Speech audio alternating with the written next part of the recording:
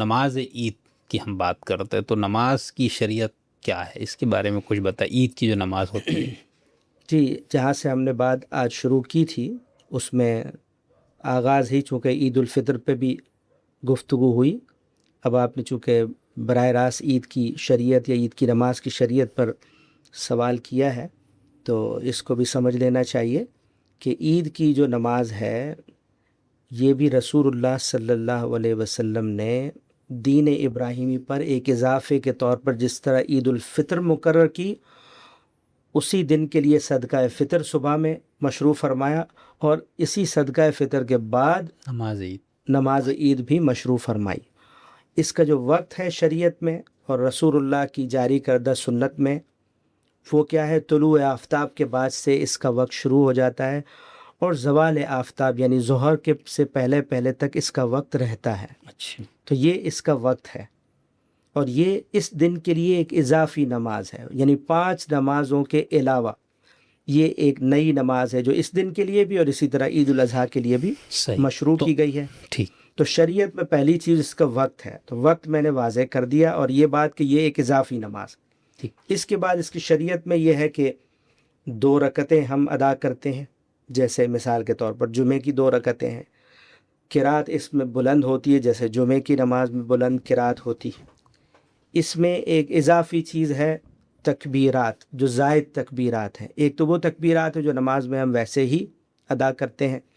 لیکن اس نماز میں اور عید الاضحیٰ میں بھی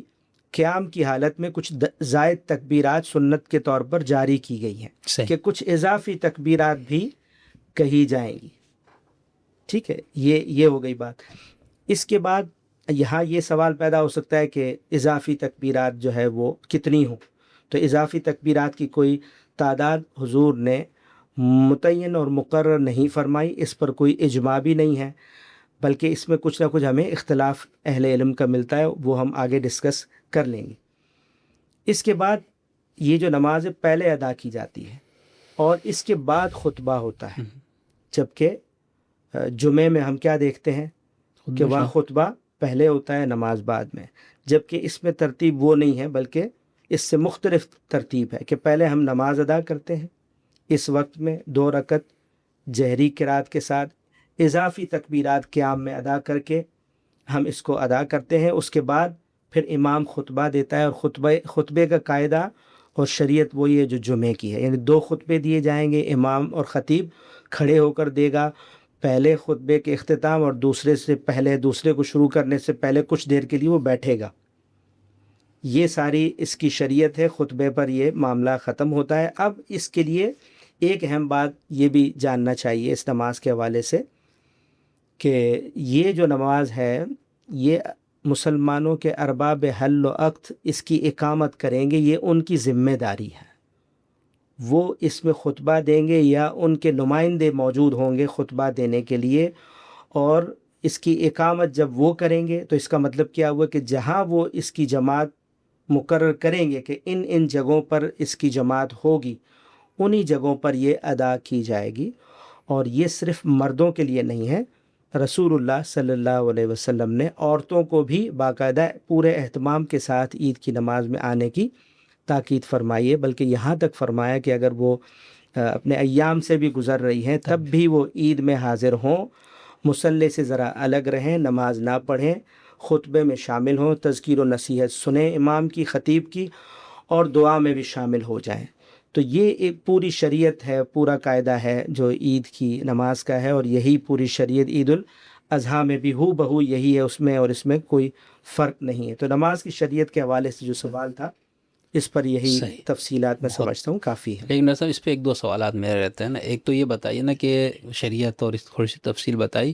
ہم اس کو لازم یا واجب نماز کہیں گے یا یہ بھی تطوع ہے؟ جی، اس معاملے میں اہل علم کا، فقہا کا اختلاف تو ہے۔ اچھا، یعنی بعض اس کو واجب کہتے ہیں اور بہت سے فقہا کہتے ہیں کہ یہ سنت مؤکدہ ہے۔ تو جس طرح یہ نظم اجتماعی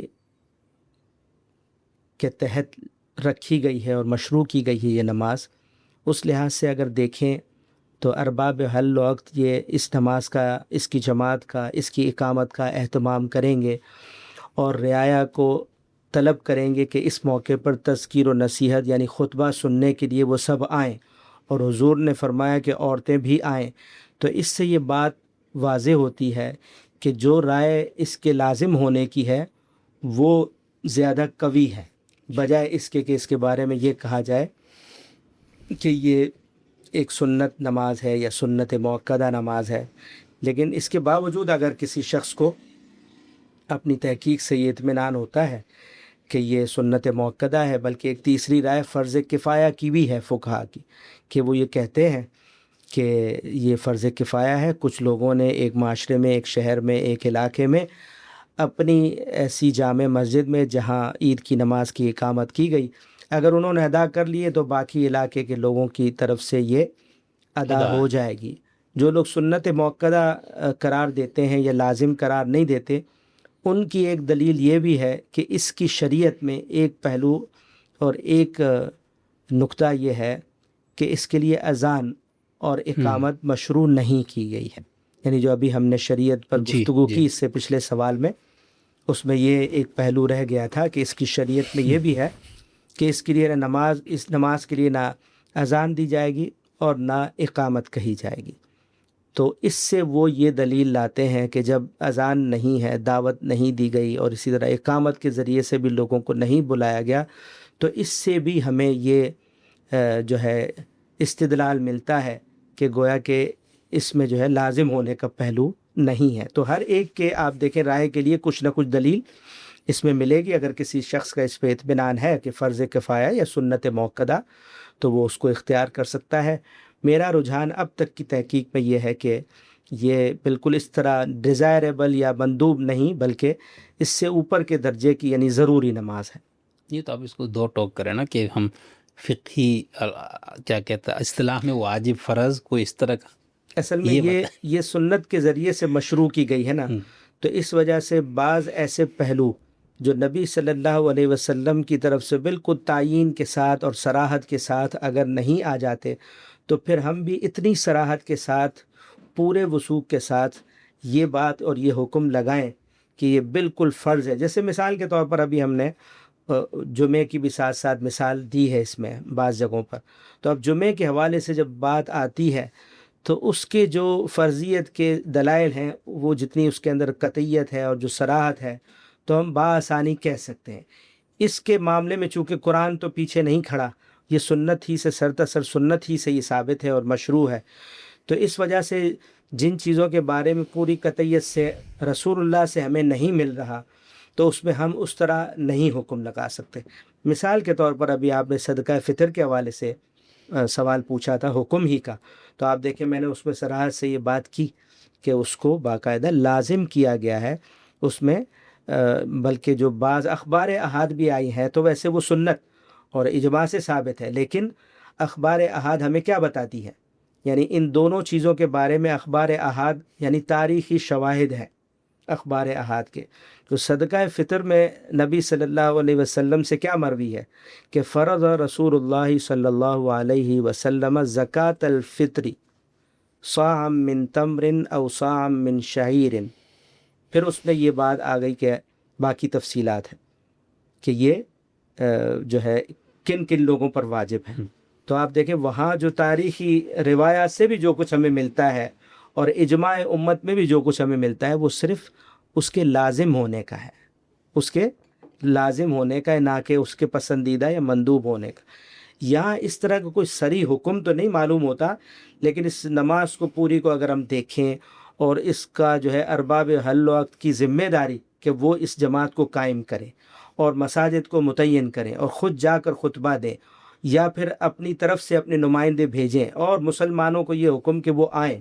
اور عورتیں جو نماز نہیں پڑھیں گی وہ بھی آئیں، اس سے یہ اندازہ ہوتا ہے کہ یہ بہت اہتمام سے پڑھی جانے والی نماز ہے۔ ایسی بھی نہیں ہے کہ آدمی پڑھے یا نہ پڑھے، اس طرح کی ایک مصنون یا نفل تطوع نماز ہے۔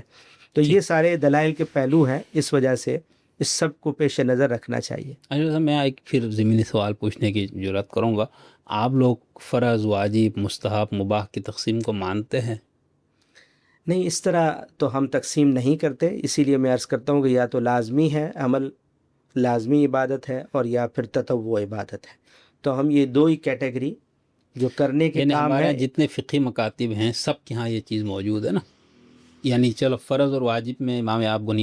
حنیفی فقہا اور باقیوں میں اختلاف ہے، ٹھیک ہے، باقی فرض واجب کو ایک سمجھتے ہی الگ، لیکن یہ تو کیٹیگری ہمارے ہاں موجود. تو آپ لوگ مکتب فراہی، مکتب غامدی، یہ آپ کا اپنا جو ذاتی اجتہاد ہے، آپ لوگ اس کو اس طرح سے نہیں لیتے ہے نا. یہ جتنی کیٹیگرائزیشن ہے فقہی جس پر ابھی آپ نے بات کی ہے، اسلامی فقہ میں ہمیں یہ ملتی ہے، اور انہوں نے اپنے منہج اور اپنے اصولوں کے مطابق مناسب سمجھا کہ وہ اس طرح کی کیٹیگریز بنائیں. مثال کے طور پر انہوں نے فرض جب دیکھا تو اس کے لیے وہ کہتے ہیں کہ ہمارے پاس اگر جو ہے وہ قطعی دلیل سے اور قرآن مجید سے دلیل آ گئی ہے تو ہم فرض کہیں گے، اور مثال کے طور پر حدیث سے آئی ہے اور ثبوت کے لحاظ سے قطعی نہیں ہے، اگرچہ حکم بالکل لازم جیسا ہے، تو پھر ہم اس کے لیے یہ اصطلاح یہ ابو استعمال نہیں حنیفہ کریں گے. یہ فقہ تو حنیفی فقہ میں اس طرح کی مختلف چیزیں آپ کو کہ بھئی وجہ کیا ہے، واجب اور فرض میں کیا فرق ہے، اور سنت موقدہ اور سنت میں کیا فرق ہے، اور تطوع نفل میں مندوب میں کیا فرق ہے. تو یہ فقہ کی کیٹیگرائزیشن ہے. لیکن اگر آپ یہ پوچھیں کہ شریعت نے خود بھی کوئی اس طرح کی کیٹیگریز بنا کر مسلمانوں کو رسول اللہ نے دی تھی، آپ کے صحابہ نے دی تھی، تو ہمیں ایسا نہیں ملتا. اس لیے ہم اس کو ٹھیک سمجھتے ہیں اور مناسب سمجھتے ہیں کہ جو کیٹیگریز خود دین میں اس طرح نہیں مقرر کی گئیں تو ان سے اوائڈ کر کے اور فقہی اس طرح کی چیزوں سے اجتناب کر کے جس طرح کے دین میں حکم ہیں وہ 4 ہی قسم سے ہیں کہ کرنے کے کام یا تو لازم ہوں گے یا پسندیدہ ہوں گے، نفل ہوں گے، اور باقی 2 کیا ہیں کہ نہیں کرنے کے کام یا تو قطعی ممانعت ہوگی، حرمت ہوگی، اور یا پھر کراہت ہوگی، ناپسندیدہ ہوگا. تو اس لیے یہ 4 کیٹیگری انہی آپ کی 4 کیٹیگریز کے اندر ہم چیزوں کو صحیح. رکھ کر دیکھتے ہیں اور بیان کرتے ہیں. اچھا صاحب، نماز عید کی جو زائد آپ نے بھی بتایا کہ اس کی تکبیرات ہیں، لیکن آپ نے میرے خیال سے یوں کہا کہ اس کی کوئی متعین نہیں، لیکن ہمارے ہاں تو میرے خیال سے تینوں بڑے مسالک میں اس کے حوالے سے جھگڑا موجود ہے، اختلاف موجود ہے. تو یہ زائد تکبیرات کے باب میں ان کے درمیان اختلاف ہے کیا، اور یہ کیوں ہوا؟ زائد تکبیرات جو عید کی نماز میں، بلکہ عیدین کی نماز میں ہم قیام کی حالت میں ادا کرتے ہیں، اس کے معاملے میں اختلاف اس وجہ سے ہوا ہے کہ رسول اللہ صلی اللہ علیہ وسلم نے اس باب میں کوئی چیز متعین طور پر جاری نہیں فرمائی. اگر کوئی قانون وہ بنا دیتے اور صرف اسی طریقے سے اور انہی تعداد میں تکبیرات ادا کی جاتی رہی ہوتی ہر سال، تو پھر اس میں اختلاف کا کوئی سوال نہیں ہے. تو اختلاف کی وجہ یہ ہو گئی ہے کہ نبی صلی اللہ علیہ وسلم سے بھی کچھ روایات ہیں، اور آپ کی جو صحابہ ہیں وہ مختلف شہروں میں بھی گئے ہیں، کوئی کوفے میں گیا ہے، تو آپ کے صحابہ سے آثار بھی منتقل ہوئے، یا آپ کے صحابہ کا عید کی نماز پڑھانے کا عمل بھی لوگوں نے دیکھا. تو یہ سارے آثار اور صحابہ کا عمل یا حضور کی نسبت سے روایات، ان کے اندر ہی کچھ نہ کچھ اختلاف موجود تھا. چونکہ اختلاف موجود تھا تو بعض فقہا نے اپنے علاقے کے عمل کو ترجیح دی. اس کے حق میں اگر کوئی روایت یا کسی صحابی کا اثر ملا تو اسی پہ ڈیپینڈ کیا اور اس کو انہوں نے لے لیا. اور بعض دوسرے فقہا نے اپنے علاقے میں حضور کا کوئی عمل ان کو معلوم تھا یا حدیث سے چلا آ رہا تھا، یا وہاں کے صحابہ نے وہ عمل اختیار کر لیا تھا، تو ان کے ہاں وہ تعداد پھر چل پڑی. تو یہ اس کی وجہ ہے اختلاف کی. اب جہاں تک ان روایتوں کو دیکھیں یا اقوال کو دیکھیں تو 3 اقوال تو بہت معروف ہیں. ایک تو وہی جو ہمارے ہاں ہے کہ پہلی رکعت میں بھی 3 تکبیرات زائد کہی جائیں گی، اور دوسری رکعت میں بھی 3 زائد تکبیرات ہیں، ان 6 تکبیرات 6 تکبیرات زائد ہیں. یہ ہمارے ہاں حنفی فقہا نے اختیار کیا ہے. تکبیر تحریمہ کے زائد علاوہ سے مراد یہ ہے کہ جب ہم نماز شروع کرتے ہیں تو نماز شروع کرنے کی ایک تکبیر وہ تو اصل میں نماز کا حصہ ہے ہی، اس کے علاوہ جو تکبیر اس کو ہم اضافی اور جو رکوع میں جانے کی ہے وہ بھی ہے. ان دونوں کے سوا جو بیچ میں ہم تکبیر ادا کرتے ہیں، تکبیر کہتے ہیں، اس کو کہیں گے زائد تکبیرات. اور وہ 3 ہے ہمارے ہاں جو رائج حنیفی تو ہمارے ہاں دونوں رکعتوں میں 3 یعنی کل 6 ہیں. ایک رائے یہ ہے کہ پہلی رکعت میں 6 زائد تکبیرات ہیں اور دوسری رکعت میں 5 ہیں. اور تیسری فقہا کی رائے یہ ہے جو ہم کہہ سکتے ہیں کہ وہ جمہور کی رائے بھی ہے، اور حدیث کے لحاظ سے اگر آپ دیکھیں تو سب سے زیادہ مستند حدیث نبی صلی اللہ علیہ وسلم کی نسبت سے وہ یہی ہے، کہ پہلی رکعت میں 7 تکبیرات اچھا، اور دوسری رکعت میں 5 تکبیرات ادا کی جائیں۔ یہ ایک تیسرا موقف ہے جو کہ بہت زیادہ اکثریت میں علماء ہمارے اہل نے اس حدیث کو اس پہ لیا ہے۔ شاید عمل کرتا ہے، سلفی لوگ جی جی ہمارے یہاں جی، ایسا ہی ہے کہ ان کے ہاں 12 یہی تکبیرات ہے کل میں۔ سلفی نقطہ نظر میں یہ 12 اور آگے تکبیرات ہی فرما لی رہے کہ اگر جاتی ہم ہیں۔ حدیث اور اس کو دیکھیں تو یہ آپ کو زیادہ جیسے ہم تراویح میں پہلے بات کر ہاں، چکے ہیں کہ اگر حدیث روایت اور حضور کے معمول کو دیکھیں تو زیادہ سے زیادہ 11 ملتا ہے وہاں۔ رات کی جو نماز کی تعداد ہے جس کو آپ تراویح کہیں یا تہجد، بالکل اسی طرح اگر آپ اس میں دیکھیں کہ بھئی مستند حدیثوں سے خود حضور کا اپنا عمل اخبار احاد کے درجے میں ہی صحیح، لیکن وہ کیا نقل ہوا ہے، تو وہ ہمیں 12 تکبیرات کا منتقل ہوا ہے۔ اس کے علاوہ ایک اختلاف یہ بھی ہے کہ یہ تکبیرات اصل میں کس موقع پر کہی جائیں۔ تو دیکھیں باقی جو فقہا ہیں جو ہمارے ہاں نقطہ نظر رائج نہیں ہے، وہ یہ کہتے ہیں کہ دونوں رکعتوں میں قرات شروع کرنے سے پہلے ہی یہ تکبیرات زائد تکبیرات کہی جائیں گی، جبکہ ہمارے ہاں حنفی فقہ میں یہ ہے کہ پہلی رکعت میں قرات سے پہلے 3 تکبیرات اور دوسری رکعت میں قرات کو ختم کرنے کے بعد یعنی سورت پڑھنے کے بعد اور رکوع سے پہلے 3 تکبیرات زائد۔ یہ بھی اصل میں صحابہ کے آثار اور ان کے عمل کو دیکھنے کی وجہ سے ایک اختلاف ہے جو دیکھنے میں آتا ہے، لیکن اصل بات یہی ہے کہ قیام میں یہ تکبیرات ہیں۔ اس کے اندر ایک اہم پہلو یہ البتہ ذہن نشین رہے کہ چونکہ یہ تہوار رکھا گیا جس پر ہم بات کر چکے ہیں کہ روزہ خود خدا کی تکبیر ہے، خدا کی بڑائی اور کبریائی کا اظہار ہے کہ بندے نے یہ کر کے دکھا دیا ہے کہ اللہ سے بڑھ کر، میرے پروردگار سے بڑھ کر میرے لیے کوئی چیز نہیں ہو سکتی۔ وہ کھانا پینا بھی اگر بند کر دے تو میرے لیے یہی زیب دیتا ہے کہ میں اس کے آگے مطیع اور فرما بردار ہو جاؤں۔ تو اس نے کیا کیا؟ اللہ کی بڑائی کو روزہ رکھ کر 30 دن اس کا اظہار، علامتی اظہار کر دیا۔ تو اب جس دن یہ ذکر اور شکر کا دن ہے، اس دن وہ کیا کر رہا ہے؟ عید کی نماز میں جو ذکر کر رہا ہے اور اللہ کے آگے شکر گزاری سے جھک گیا ہے کہ اللہ نے یہ جو امتحان ایک رکھا تھا اس میں سرخروئی ہوئی، اب افطار کا دن اللہ نے رکھا ہے تو میں اللہ کے حضور میں اظہار تشکر کروں، شکر گزاری کا اظہار کروں، اس کا ذکر کروں۔ تو اس دن بھی وہ کیا کر رہا ہے؟ خدا کی تکبیر زبان سے بھی ادا کر رہا ہے۔ یہ زائد تکبیرات عید کے دن، اور اسی طرح صحابہ کا مطلق تکبیر کہنا عید کی نماز کے لیے جاتے ہوئے یا عید کی رات کو، وہ بھی اصل میں اسی تکبیر کے ساتھ جڑ جاتا ہے کہ جو تکبیر اصل میں روزے کس کے ذریعے سے بندہ پورے رمضان میں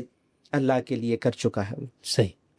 لیکن صاحب ہمارے یہاں چلو اگر آپ فرما رہے کہ حدیث کو دیکھا جائے تو سب سے زیادہ صحیح حدیث 7 اور 5 کی، تو پھر اس کو لے کر جو ہمارے یہاں سلفی مقطع فکر میں ایک شدت نہ آ گئی ہے اور وہ باقی سب کو باطل اور یوں فلانا، تو اس کی گنجائش بنتی ہے اس طرح؟ نہیں، اس کی گنجائش بالکل بھی نہیں بنتی ہے۔ اسی طرح کی شدت ہے جیسے رفع یدین میں شدت ہے، جیسے آمین بالجہر میں، آمین بالجہر میں، رمضان میں 11 رکعتوں پر اصرار ہے، یہ اسی طرح کی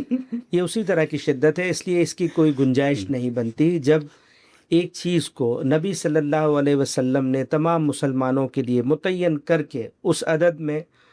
نہیں مشروع فرمایا، اسی وجہ سے اختلاف نقل ہو گیا ہے، عمل کا بھی علم کا بھی۔ اور یہ اختلاف نقل ہونا اس بات کو ثابت کر دیتا ہے کہ اس معاملے میں کوئی قانون متعین کر کے رسول اللہ نے نہیں دیا۔ جیسے مثال کے طور پر اسی نماز میں قانون دیا ہے کہ اذان اور اقامت نہیں ہوگی، تو وہ سب میں رائج سب اس پہ عمل کر رہے ہیں نا۔ تو یہ اجماع اور تواتر اس کا حضور سے جاری ہو کر ہم تک نہ منتقل ہونا، یا جیسے خطبہ آپ نے فرمایا کہ اس میں بات نہیں، نماز پہلے، اس میں نماز پہلے ہم پڑھتے ہیں، خطبہ بعد میں ہوتا ہے۔ تو دیکھیں یہ بالکل اجماع اور تواتر سے حضور کی طرف سے قانون ہے۔ جی، ایک خلیفہ مروان غالباً کوئی تھا جس نے یہ رائج کی، انہوں نے کہا تو لوگ تقریر سنتے نہیں، تو اس نے تو اس پہ کسی صحابی وغیرہ نے بہت سخت ان پہ مزاحمت کی ہے، میں نے کہیں پڑھا ہے واقع۔ ظاہر اس طرح کی چیز جو ہے، کوئی بھی اگر عبادات چونکہ تعبدی امور ہیں اور توقیفی چیز ہے، اس میں نہیں، تو توقیفی معاملات میں اور عبادات میں یعنی خدا اور بندے کے جتنے بھی مراسم ہیں وہ شریعت اور خدا کا رسول جس طرح دے دے ہو بہو ویسے ہی عمل کرنا ہے۔ نہیں صحیح، آپ نے بہت خوبصورت بات کی نا۔ اگر یہی ہمارے جتنے فقہی مسالک والے ہیں، وہ اگر اپنے مسلکوں کو سیاسی پارٹی نہ بنائے کہ میں نے ممبر بڑھانا ہے، سیاسی پارٹی کا تو سب سے بڑا مشن یہی ہے نا کہ میں ووٹ بڑھانا ہے، تو اگر یہ لوگ یہ کام نہ کریں تو پھر یہ جھگڑے مگڑے بہت کم ہو جائیں گے نا. یعنی آپ نے کتنا بتایا کہ بھئی اگر حضور نے اس کو قانون کے طور پر جاری کیا ہوتا، شریعت کے طور پر فکس، تو پھر دیکھنا اسی عید کی نماز کی کئی چیزیں جس کے اندر پوری امت میں ایک پھر طرح تو سے صحابہ کے ہاں بھی اختلاف ہونا ہی نہیں بالکل چاہیے تھا نہیں، کہ یہ کچھ بہت ہے. صحابہ تکبیرات کی تعداد کیا بتا رہے ہیں اور کچھ یہ عدد کچھ اور بتا رہے ہیں، کچھ صحابہ ایک طریقے سے زائد تکبیرات ادا کر رہے ہیں، کوئی دوسرے طریقے سے. یہ اختلاف تو پھر ہونا ہی نہیں چاہیے تھا. ایسا ہی یہ اختلاف وہاں سے چل رہا ہے تو یہ ثابت کرتا ہے کہ کہ اس کوئی میں قانون نہیں ہے. جب قانون نہیں ہے تو میں اپنی کسی تحقیقی رائے پر سب مسلمانوں کے لیے اصرار کیسے کر سکتا ہوں؟ صحیح. تو اگر آپ عید کی نماز پڑھائیں گے تو آپ کیا کون سے والے تکبیرات؟ جی میں اسی کو ترجیح دوں گا، 7 اور 5 کو. ٹھیک. لیکن اگر آپ کو پتہ لگے بھئی پیچھے سارے ہمارے پڑھنے والے آپ سے کہے بھئی ہم تو 3 والے ہیں 6، تو پھر آپ کو حرج نہیں ہے کوئی حرج نہیں، اس کو 3 میں کر دینے میں. اس لیے کہ اس میں دین کا کوئی مسئلہ نہیں ہے، شریعت کا کوئی قانون نہیں ہے کہ جس کی خلاف ورزی ہو. اگر لوگ یہ کہیں کہ ہمیں تو اتنی ہی تکبیرات مطلوب ہیں تو اس میں میرے لیے کوئی ایشو کی بات نہیں. بہت اچھا. لیکن اگر آپ سے کوئی یہ کہے کہ زیادہ پڑھ دے 8-10، تو وہ مطلب چلو کہے نا، تو آپ خود اگر کبھی پڑھ لیں گے تو اس میں بھی کوئی حرج کی بات نہیں ہے. تکبیرات کم یا زیادہ ہو جائیں، جب قانون یہ ہے نا کہ کچھ زائد تکبیرات آپ کہیں تو اب اس کا مطلب یہ ہے کہ اس میں پابند نہیں ہے. 3 5 7 9 11 اگر کر لی جاتی ہیں تو اس سے کوئی بھی لیکن آگے کہہ رہے کہ جو عید کی نماز میں کوئی ایسا مسئلہ خبر نہیں پیدا ہوتا احاد اور شریعت کے آثار لحاظ سے. سے جو چیز آپ نے ابھی تک ماشاء اللہ آپ کو تو بہت تحقیق کا کام ان پہ علم النبی پہ سرچ پہ بہت زیادہ آپ کا، تو آپ یہ کہیں گے کہ اس پورے لٹریچر کو پڑھنے میں آپ نے یہی دیکھا کہ آثار اور خبر واحد دونوں کو ہم دیکھتے ہیں تو یہی 7 تک کا ملتا ہے، اس سے زیادہ کا نہیں ملتا. 7 اور 5 تکبیرات کا ہی ملتا ہے حضور کے مطلب عمل اس سے زیادہ کا نہیں ملتا، اس سے زیادہ کا نہیں ملتا. ٹھیک. بالکل. بہت اشرف صاحب، یہ پیچھے تھوڑی سی بات ہوئی تھی عید کے دن تکبیرات یا چاند دیکھنے کے بعد سے آپ نے فرمایا تکبیرات کا شروع کر دیتے تھے صحابہ، جو جہاں ہوتا تھا وہی سے. تو اس کے حوالے سے یہ جو خاص طور پر نماز سے پہلے تک جو ہم تکبیرات پڑھنے کا رواج ہے، یا میرے خیال سے جو حکم بھی ہوگا، تو اس کی شرعی حیثیت کیا ہے، حکم کیا ہے اس کا؟ یہ جو عید الفطر کے دن تکبیر کہنا ہے یا نماز کے لیے ہم نکلتے ہیں تو اس وقت تکبیر کہتے ہوئے یا تکبیر بلند کرتے ہوئے چلے جائیں، یا بعض صحابہ سے ایسے جو آثار ملتے ہیں کہ عید کی رات سے ہی وہ تکبیرات ادا کرتے تھے، تکبیر بلند کرتے تھے. اس کے لیے اگر آپ یہ پوچھیں کہ اس کا باقاعدہ سنت میں کوئی حکم دیا گیا ہو، اس کو واجب قرار دیا گیا ہو، یہ سنت کے طور پر تمام مسلمانوں کے لیے یہ حکم جاری کر دیا گیا ہو، تو ایسا نہیں تھا. یعنی یہ کوئی ایسی سنت نہیں ہے جو متعین کر کے خاص الفاظ کے ساتھ اور کچھ گھنٹوں کے لیے صبح یا عید کی رات میں سب مسلمانوں کو ایک قانونی حیثیت میں دی گئی ہو، ایسا نہیں ہے. بلکہ لوگوں نے اس موقع پر، یعنی جس وقت رمضان کے روزوں کا اختتام ہوا، رمضان کا مہینہ ختم ہوا، تو اس روزوں کے ذریعے سے خدا کی تکبیر کر کے وہ جب فارغ ہوئے تو اب وہ اپنی زبان سے بھی اللہ کی تکبیر کر رہے ہیں. میں عرض کر چکا ہوں کہ روزوں کے ذریعے سے کیسے تکبیر کی ہے، جب وہ مکمل ہو گئی تو اب تکبیر کا تو موقع نہیں ہے، عید کا دن ہے، کھانے پینے کا دن ہے، فقراء اور مساکین کو بھی کھلانے کا دن ہے. تو اب وہ کیا کر رہے ہیں کہ زبان سے بھی تکبیر کر رہے ہیں. اسی وجہ سے ہم یہ دیکھتے ہیں کہ بعض مفسرین نے وَلِتُكَبِّرُ اللَّهَ عَلَىٰ مَا هَدَاكُمْ سے یہ مفہوم نکالا کہ روزے کے اختتام پر بھی گویا کہ تکبیر کی جائے. تو یہ اگر آپ اس سے ریلیٹ کریں تو یہ بات ٹھیک ہے، ایک پسندیدہ عمل کے طور پر کرتے ہیں تو بالکل کرنا چاہیے. صحابہ نے بھی یہ تکبیر کی ہے، اور اس کا اشارہ ہمیں نماز عید کے اندر زائد تکبیرات سے بھی ملتا ہے کہ تکبیر اس دن مطلوب ہے کہ اللہ کی بڑائی کو اب زبان سے بھی بیان کیا جائے. نیرا صاحب بہت شکریہ. اس مرتبہ رمضان میں طالب علم کے طور پر میں آپ کے سامنے بیٹھا اور بہت کچھ سیکھا، روزہ، فلسفہ، اس کی شریعت، قانون، اور اس کے ساتھ ساتھ اس کی جو فقہی جو احکامات پوری تفصیل کے ساتھ، پھر تراویح، قیام اللیل، پھر آج ابھی جو ہماری آخری نشست یہ عید الفطر وغیرہ سے، تو بہت آپ کو میں مشکور ہوں، بہت شکر گزار ہوں کہ اللہ تعالیٰ نے آپ کو جس علم اور فضل سے نوازا ہے اس کو آپ نے سخاوت سے ہم پہ اس کو خرچ کیا. اللہ آپ کو اس کا اجر دے، اور اپنے دیکھنے سننے والوں سے بھی کہ انشاءاللہ میں بعد میں بھی ڈاکٹر عامر صاحب کے ساتھ کوشش کروں گا کچھ اہم اور خاص موضوعات پر ڈاکٹر صاحب سے نشستیں کروں، اور خاص طور پر ڈاکٹر صاحب کے ابھی گزشتہ 1-2 مہینے پہلے فرعون کے لاش کے اوپر ایک بہت زبردست مضمون آیا ہے میرے خیال سے امت کی پوری علمی روایت میں ایک نئی چیز کا، تو اس پہ ہم نے ان سے تفصیلی ڈسکشن کرنی ہے۔ اس کے علاوہ بہت سی چیزیں، خود ڈاکٹر صاحب کا M Phil P H D کے جو مقالات ہے، پھر ڈاکٹر صاحب نے ابھی تک جو کتابیں وغیرہ لکھی، پھر علم النبی